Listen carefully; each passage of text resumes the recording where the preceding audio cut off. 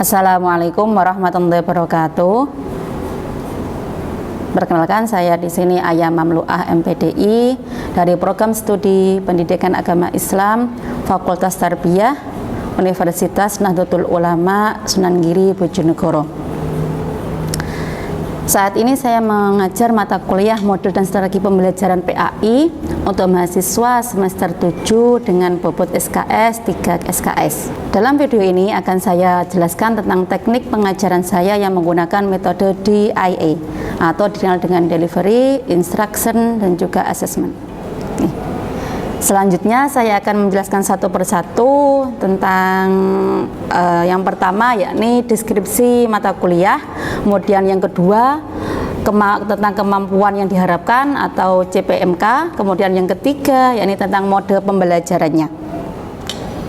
Oke, kemudian yang pertama di sini saya menjelaskan tentang deskripsi mata kuliah, model dan strategi pembelajaran PAI. Materi yang dibahas pada kegiatan pembelajaran ini adalah berkaitan dengan pemahaman kompetensi, karena pada hakikatnya guru merupakan tenaga kependidikan yang memikul berat tanggung jawab kemanusiaan, khususnya yang berkaitan dengan proses pendidikan generasi penerus bangsa menuju gerbang pencerahan dan melepaskan diri dari kebodohan. Begitu berat beban seorang guru sehingga untuk profesionalitas dalam pembelajaran melalui kompetensi profesional guru harus mampu menciptakan pembelajaran yang inovatif dan aktif sehingga pembelajaran dapat bermakna. Oleh karena itu, untuk deskripsi mata kuliah ini ada 6 hal poin utama, yakni yang pertama memahami definisi model dan strategi pembelajaran PAI, yang kedua menggunakan model pembelajaran yang berdasarkan teori belajar dari para ilmuwan, yang ketiga menggunakan strategi pembelajaran inquiry, kemudian strategi pembelajaran langsung dalam pembelajaran PAI. Yang keempat, menggunakan strategi pembelajaran berbasis masalah dalam pembelajaran PAI. Kemudian yang kelima, menggunakan strategi pembelajaran kooperatif dan juga konseptual dalam pembelajaran PAI. Dan yang terakhir, yang keenam, yakni menggunakan strategi pembelajaran afektif dan aktif dalam pembelajaran PAI.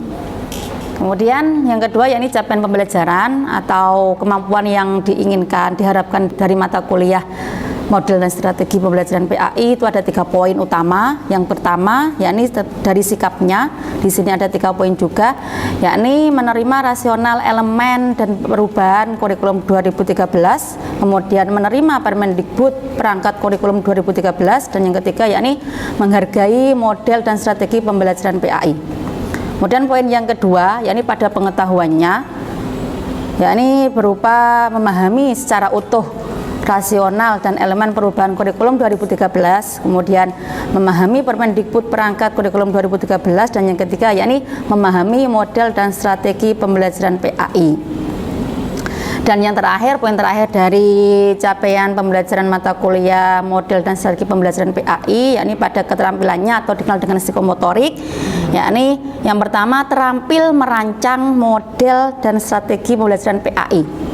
Kemudian yang kedua, terampil memodifikasi model dan strategi pembelajaran PAI, dan yang ketiga, yakni terampil menerapkan model dan strategi pembelajaran PAI.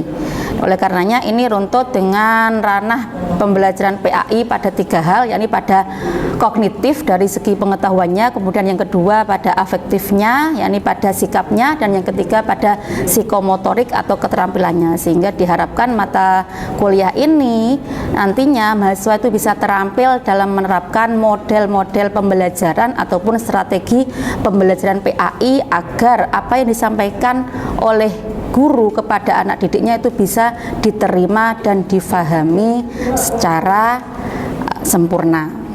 Oke. Kemudian untuk teknik pembelajarannya seperti tadi yang saya sampaikan itu pada DIA atau kita kenal dengan Delivery, Instruction, dan juga Assessment. Nah, untuk delivery metodenya di sini saya menggunakan referensi buku dari Bu Husniatus Salamah. Kebetulan beliau adalah reviewer saya dan juga dosen di UINSA Surabaya. Dan juga yang kedua yakni di sini saya anjurkan mahasiswa untuk menggunakan referensi buku tentang strategi pembelajaran dari bukunya Dr. Siti Nur Hasanah. Atau selain dari kedua referensi ini, mahasiswa juga saya anjurkan untuk lebih banyak membaca jurnal-jurnal tentang model dan strategi pembelajaran ataupun artikel ilmiah yang lainnya yang mana masih terkait dengan model dan strategi pembelajaran PAI. Kemudian untuk media pembelajarannya di sini ya, ini karena daring berarti saya di sini untuk mensinkronkannya pada SIM Suryanagiri sendiri, SIM dari kampus, kemudian pada MS Team-nya dan juga Google Classroom ataupun juga Google Meeting dan juga WA ataupun Gmail-nya. Kemudian yang kedua dari teknik metode pembelajaran DIA yang kedua ini pada instruction. Nah, di sini untuk instructionnya saya menggunakan sinkronus, yakni pembelajaran yang dilakukan secara online dan dapat melakukan komunikasi dua arah meskipun dalam online ya, secara daring ya. Yang mana di sini komunikasi dua arah itu bisa memberikan feedback baik antara dosen ataupun juga mahasiswa dengan menggunakan media MS Team. Nah, di sini selain tidak hanya saya menggunakan Q&A tidak, tapi juga di tengah-tengah ketika menyampaikan mata kuliah di sini saya juga memberi kesempatan kepada mahasiswa untuk berdiskusi di tengah-tengah materi. Nah, selain itu, selain dari memberikan kesempatan diskusi, juga saya menyelipkan kuis agar bisa memotivasi mahasiswa agar lebih termotivasi dengan mata kuliah model dan strategi pembelajaran ini. Kemudian yang terakhir pada asesmennya. Asesmen ini ketika di awal perkuliahan pasti saya sampaikan tentang komponen dari nilai untuk mahasiswa. Yang pertama yakni dari tugasnya. Tugas ini bernilai 50%, kemudian dari UTS-nya 25% dan juga UAS-nya 25%. Karena di sini berupa model dan strategi pembelajaran PAI, yang mana di sini adalah mahasiswa diharapkan agar lebih kreatif dan juga aktif, inovatif dalam membuat metode dan strategi pembelajarannya. Makanya di sini untuk tugasnya lebih diperbanyak, yakni salah satunya agar mahasiswa bisa memodifikasi strategi pembelajaran PAI yang mana berupa berbasis masalah. Karena mata kuliah ini adalah sebagai persiapan mahasiswa untuk PPL nantinya di semester akhir. Jadi untuk mata kuliah model dan strategi pembelajaran PAI ini adalah sebagai persiapan mereka agar nantinya ketika PPL mereka sudah benar-benar siap untuk mempraktekkan strategi apa sih yang digunakan ketika akan menghadapi anak didik yang seperti ini, katakanlah yang hiperaktif dan sebagainya. Kemudian juga menyiapkan mahasiswa agar benar-benar memahami model-model pembelajaran yang seperti apa agar siswanya itu tertarik dengan apa yang disampaikan oleh gurunya tersebut. Makanya di sini menggunakan teknik pembelajaran DIA. Berikut ini cuplikan pengajaran mata kuliah saya, yakni pada materi strategi pembelajaran berbasis masalah pada mata pelajaran pendidikan agama Islam.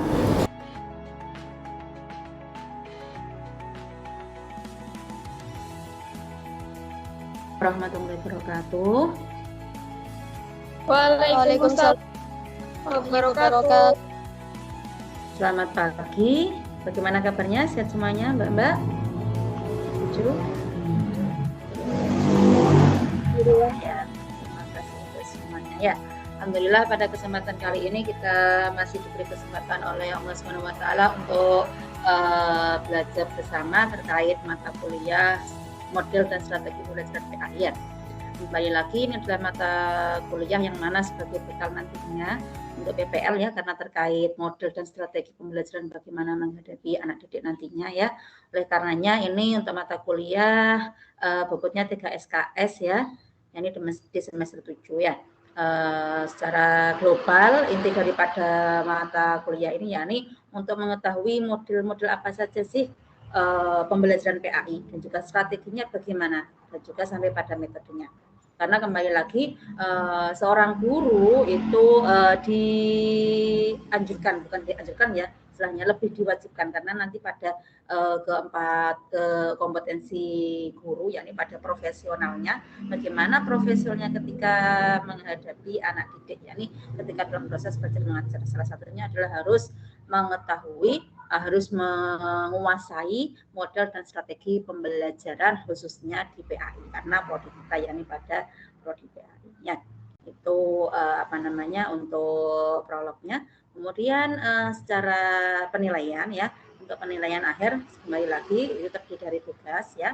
Nanti tugasnya lebih banyak karena ini lebih kepada prakteknya, praktek strategi yang digunakan, yang akan sampean gunakan nantinya untuk praktek mengajar itu bagaimana, strateginya, modelnya ketika pembelajaran PAI itu bagaimana. Makanya ini untuk penilaiannya lebih kepada tugas ya.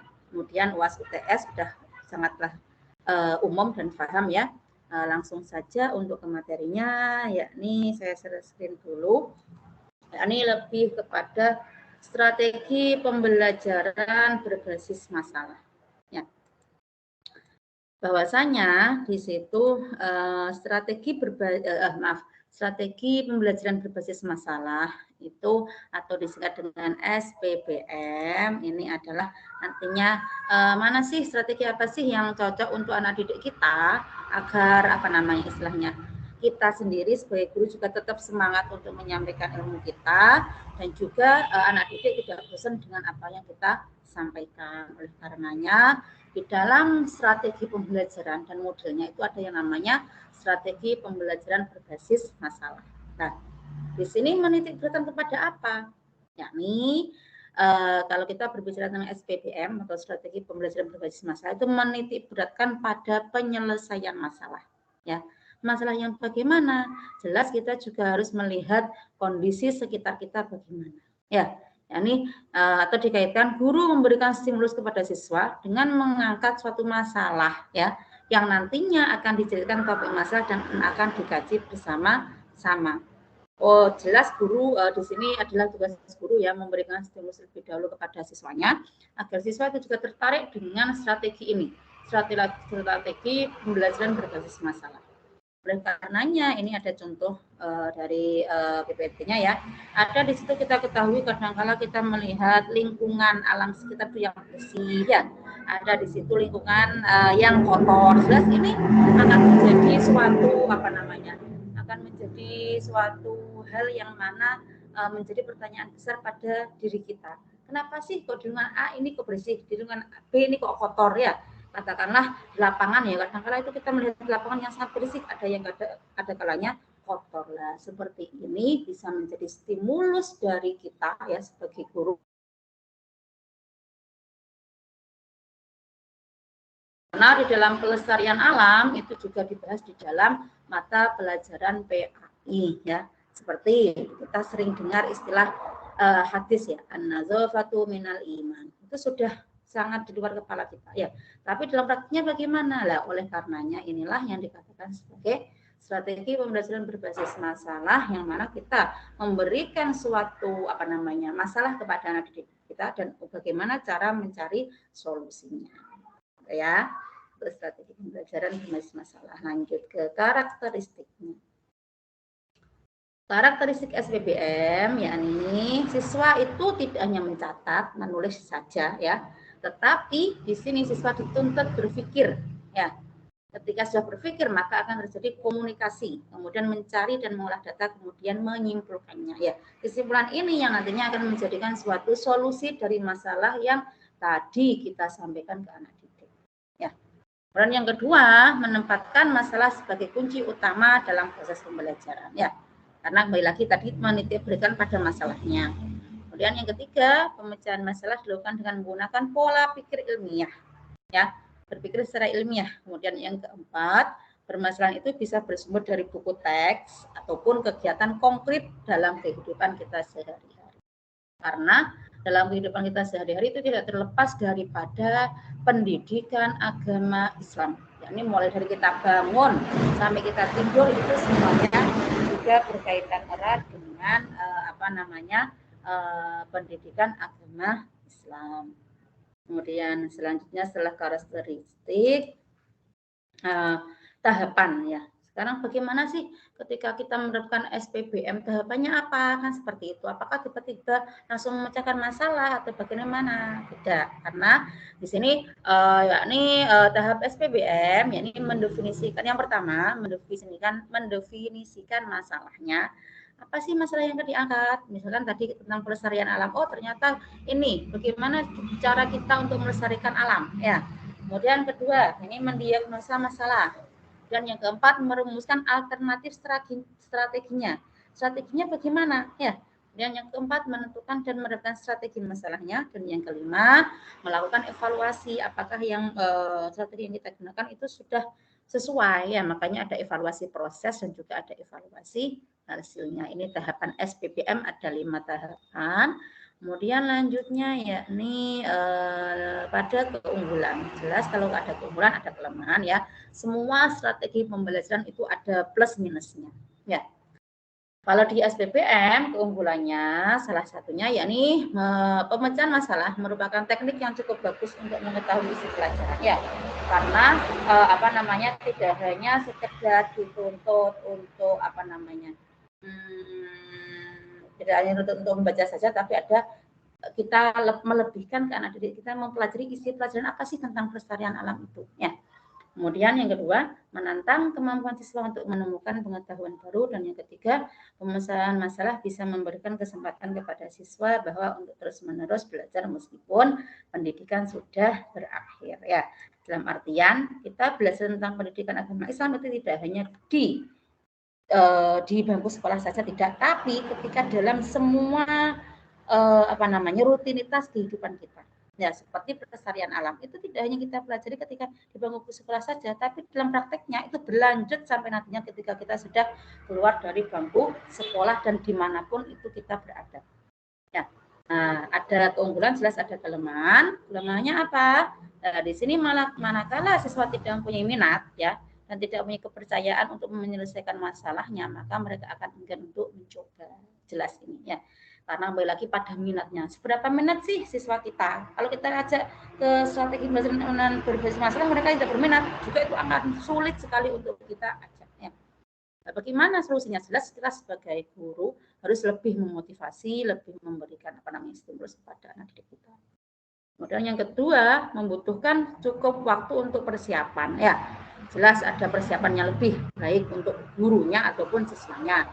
Yang ketiga, tanpa pemahaman mengapa mereka berusaha untuk memecahkan masalah yang mereka pelajari, maka mereka tidak akan belajar apa yang mereka inginkan. Itu ya, salah satu kelemahan daripada SPBM, ya. Nah, sebelum saya lanjutkan ke hakikat sama penerapan SPBM pada PAI, saya kasih kuis terlebih dahulu. Kuisnya ringan-ringan saja terkait tadi, yakni terkait tahap SPBM ataupun karakteristiknya ya. Untuk kuisnya pertanyaannya adalah di situ ada tadi saya sampaikan ada mendefinisikan masalah tersebut terlebih dahulu ya. Ada kalanya di situ untuk pemecahan masalah, ada kalanya di situ terkait siswa enggan untuk mempelajarinya.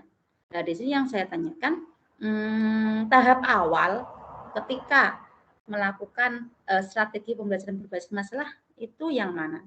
Yang pertama mendefinisikan masalah dahulu, atau yang B enggan untuk mempelajarinya, atau yang C langsung kepada solusinya. Coba Mbak Elsa. Halo Mbak Elsa. Ya. Ya. Mohon maaf, bisa diulangi pertanyaannya.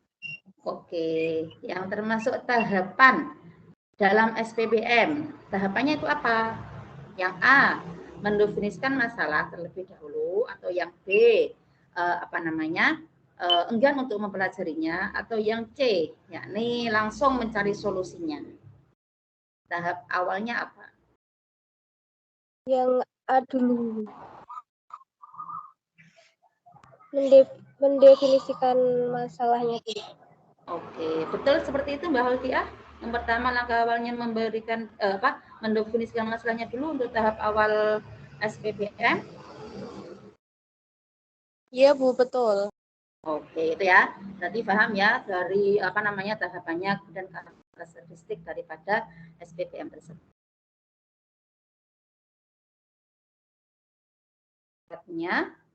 Hakikat daripada strategi pembelajaran berbasis masalah yakni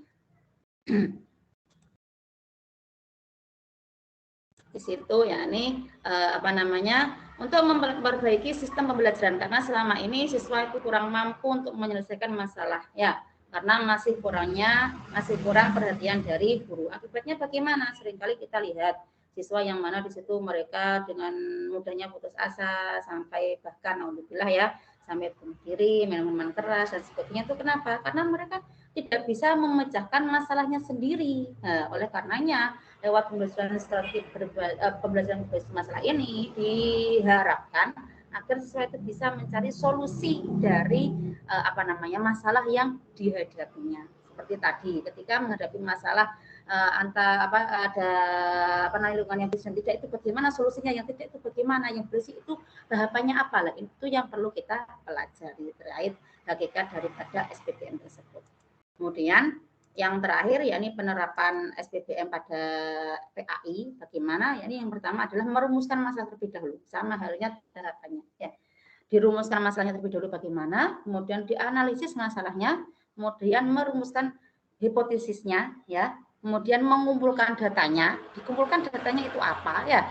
Oh, ternyata kalau kita menjaga kebersihan ada loh dalilnya ini di dalam Al-Qur'an ya. Seperti Zuharul Fasadu ya.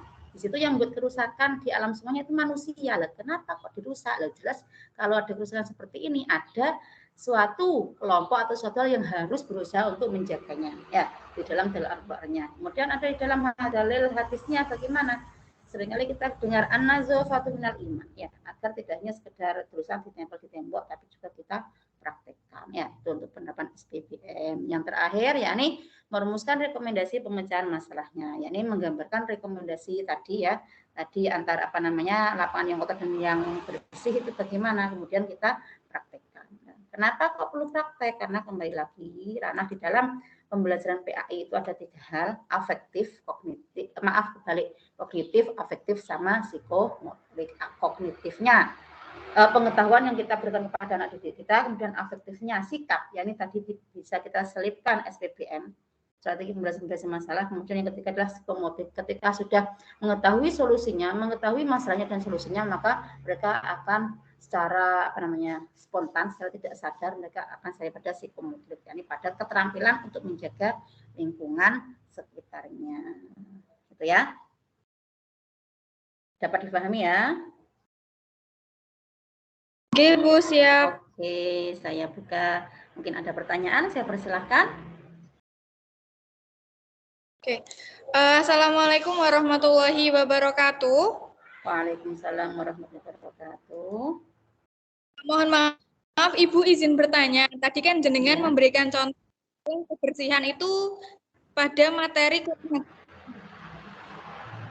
Iya. Suaranya jelas. Oke, saya ulangi nggih. Nih. Bagaimana contoh strategi pembelajaran berbasis masalah dalam mata pelajaran fikih, Ibu? Oke, terima kasih Mbak Bella. Ya, karena tadi yang seperti saya berikan contoh terkait materi pelajaran Al-Quran hadis, sekarang di fikihnya. Ya, fikihnya kalau kita include lebih pada kehidupan kita ini pada sisi ibadahnya ya. Berarti ibadah yang selalu kita lakukan yakni sholat ya.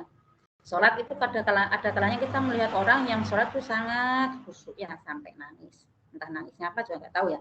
Dan ada kalanya di situ angger buat selesai. Ditanya kok cepat? Iya wis tahu ya kan? Itu bahasa familiar di telinga kita. Lah, itu kita bisa analisis kenapa kok ada masalahnya apa sih? Mereka kok bisa sholat cepat, ada yang bisa sholat khusyuk. Nah, itu bisa kita jadikan angkat suatu masalahnya. Ya, kita cari solusinya. Solusinya bagaimana? Bisa jadi kita menggali informasi dari orang yang bisa sholat khusyuk, ada kita menggali informasi dari orang yang sholatnya cepat. Oh, ternyata orang yang khusyuk itu mempunyai pemahaman yang lebih. Ternyata apa yang dibaca itu adalah semuanya mengandung doa. Seperti ini wajjahtu wajhiya lillazi fatara samawati wal ardh. Ya, biasanya benar-benar kalau katakanlah mereka yang khusyuk benar-benar mereka menghayati isi daripada bacaan-bacaan di dalam sholat tersebut. Ya, ini bisa kita jadikan sebagai masalah yang kita angkat untuk anak didik kita agar proses pembelajaran kita menggunakan strategi pembelajaran berbasis masalah itu bisa